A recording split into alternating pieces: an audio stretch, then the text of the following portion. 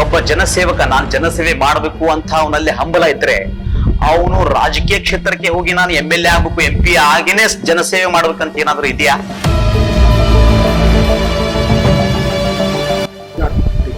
ಯಾರಿಗೆ ಸಿಕ್ಕಿದೆ ಅಥವಾ ಯಾರಿಗೆ ಸಿಕ್ಕಿಲ್ಲ ಅಥವಾ ಯಾವ ಕಾರಣಕ್ಕೆ ಸಿಕ್ಕಿಲ್ಲ ಅನ್ನೋದಕ್ಕಿಂತ ಮುಖ್ಯ ಟಿಕೆಟ್ ಸಿಕ್ಕಿದ್ರೆ ಮಾತ್ರ ನಾನು ಗೆದ್ದು ಬರ್ತಿದ್ದೆ ಅನ್ನೋದಕ್ಕಿಂತ ಟಿಕೆಟ್ ಸಿಗದೆ ಇದ್ರೂ ಕೂಡ ನಾನು ಚುನಾವಣೆಗೆ ಸ್ಪರ್ಧಿಸಿದ್ರೆ ನಾನು ಗೆದ್ದು ಬರಬಲ್ಲೆ. ಪ್ರತಿ ಜಾತಿಯನ್ನು ತೆಗೆದುಕೊಂಡು ಹೋಗುವಂತ ಒಬ್ಬ ಲೀಡರ್ಸ್, ಇವರು ಆ ಜಾತಿ, ಇವರು ಮುಸ್ಲಿಮ್ಸ್, ಇವರು ಹಿಂದೂ, ಇವರು ಕ್ರೈಸ್ತ, ಇವರು ಲಿಂಗಾಯತ, ಈ ಧರ್ಮದ ವಿಂಗಡಣೆ ಮಾಡಿಕೊಂಡು ಮನಸ್ಸಲ್ಲಿ ದ್ವೇಷದ ಬೀಜವನ್ನು ಹುಟ್ಟಿಸುವಂತಹ ಲೀಡರ್ಸ್ ಅನ್ನ ಬಿಟ್ಟು ಎಲ್ಲ ಸಮುದಾಯಗಳನ್ನು ಒಟ್ಟಾಗಿ ತೆಗೆದುಕೊಂಡು ಹೋಗ್ತಕ್ಕಂಥ ನಾಯಕತ್ವದ ಕೊರತೆ ನಮ್ಮ ಜಿಲ್ಲೆಯೊಳಗೆ ಕಂಡುಬರ್ತದೆ.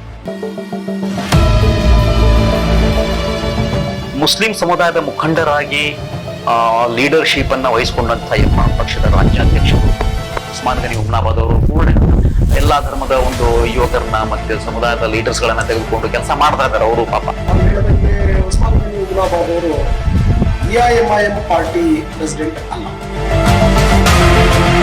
ನನ್ನ ವೈಯಕ್ತಿಕ ಅಭಿಪ್ರಾಯದಲ್ಲಿ ಅವರು ಒಳ್ಳೆ ಲೀಡರ್.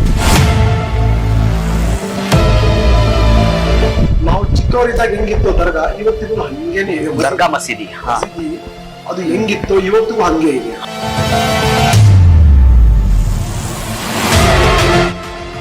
ಅಂದ್ರೆ ಇವರು 70 ಲಕ್ಷ ಒಂದು ಮಸೀದಿಗೋಸ್ಕರ ಅನುದಾನ ತೆಗೆದುಕೊಂಡು ದುಡ್ಡು ತಗೊಂಡಿದ್ದಾರೆ. ಇನ್ನೂ ಹೇಳ್ತೀನಿ ಕೇಳ್ರಿ, ದುಡ್ಡು ತಗೊಂಡಿದ್ದಾರೆ. ಅದರಲ್ಲಿ ಸುಮಾರು 45 ಲಕ್ಷ ರೂಪಾಯಿ ದುಡ್ಡಿಂದು ಲೆಕ್ಕ ಪತ್ರವನ್ನ ಕೊಟ್ಟಿಲ್ಲ ಅಂತಾನೆ ವಕಫ್ ಮಂಡಳಿಯವರು ನಮಗೆ ಮಾಹಿತಿ ತಿಳಿಸಿದ್ದಾರೆ.